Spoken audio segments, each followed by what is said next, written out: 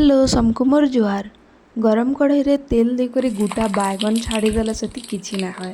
बैगन मसला बनाबार लगी बहुत किसी करबार अच्छे से लगे आम कढ़ाई रे सोरष तेल नामा। तेल गरम होला परे गोटा बैगन छोट छोट बैगन के दुई दुई फाल करी काटी करी कढ़ाई रे देदेमा और टिके भाजीदेमा।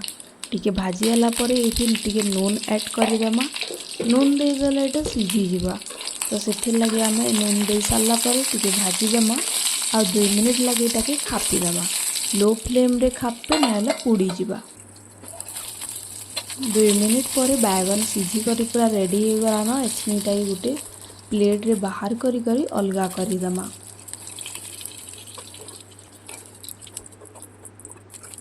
मते तेल टिके कम लगला से मुझे आउ टिके तेल देदेली। तारपरे आम ये गोटे छोट चमच जीरा देमा। जीरा भाजी गला परे अदा लहसुन आउ कच्चा मिर्चा के कुटी करी देदेमा आउ एटा के भी टिके भाजीदेमा।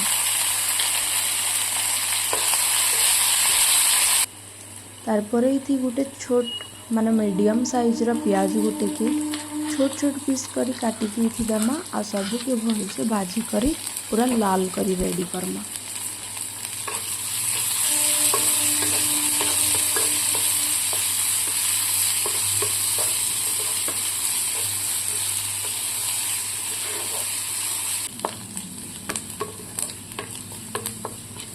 प्याज पूरा लाल होकर भाजी गला ना। एछनी हल्दी गुण मिर्चा गुण जीरा गुण धनिया गुण आउ तार संगे टिके सब्जी मसला देकर मसला मान भल से भाजीदेमा।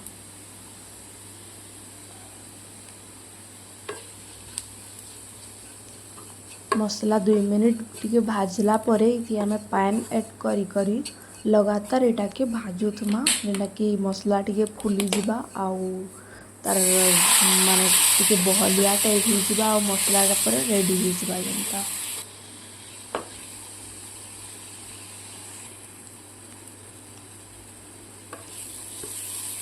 2 ରୁ 3 मिनिट मसला भाजला परे मसला पूरा रेडी हो गला ना। एटा पूरा माने चपकीबार नहीं पूरा रेडी हो जाइए। एछनी आम ये गोटे बड़ साइज रो टमाटर के छोट छोट पीस काटी करी देदेमा आउ तार संगे टिके नून देदेमा टमाटर सीझबार लगी आ एटा के सब भल से भाजी करी मिसईदेमा।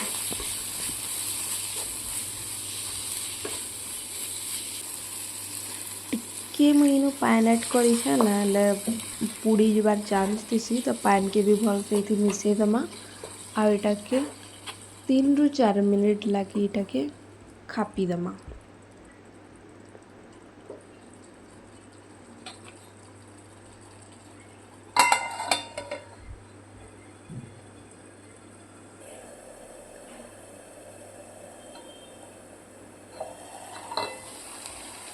तीन मिनिट पर मसला पूरा रेडी हो जाइए। पूरा एते ही माने टिके आउ टिके भाजी करी माने मसला जिते भाजबे तार टेस्ट उते बेसी बढ़सी। तो ट्राए करबे कि मसला सब बेले टिके बेसी भाजबार के। एछनी आम ये पान ऐड करमा जिते तुमको माने झोल दरकार या मसला टाइप दरकार से हिसाब से पानी ऐड करबे।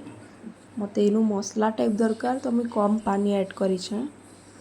पानी ऐड करी सारा पर ये आम सब बैगन के जन भाजीतना सब बैगन के ये देदेमा।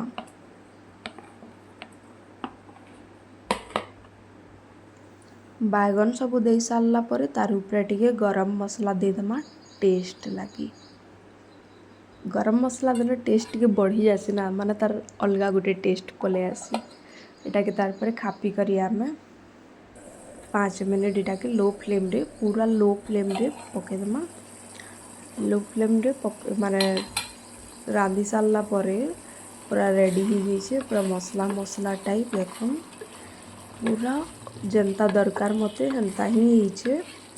एटा खाइबार के भी बहुत भल लागसी। एछनी आमे गैस रा फ्लेम के बंद करी देमा आ तार ऊपर धनिया पतर दे करी एटा के आउ थरे 2 मिनिट एटा के खापी देमा।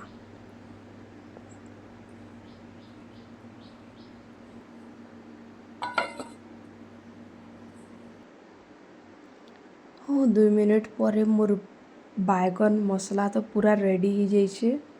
ମୁଇଁ ତାକେ ଟେଷ୍ଟ କରବାର୍ ଲାଗି ବି ପୁରା ରେଡ଼ି ଅଛେ। ତ ମୁଇଁ ଡାଇରେକ୍ଟ ଇଟାକେ ଗିନାରେ ବାହାର କରମି। ପୁରା ବାଇଗନ୍ ଗୋଟା ଗୋଟା ଅଛେ, ମସଲା ବି ତାର ସାଙ୍ଗେ ପୁରା ଲାଗିକି ଅଛେ।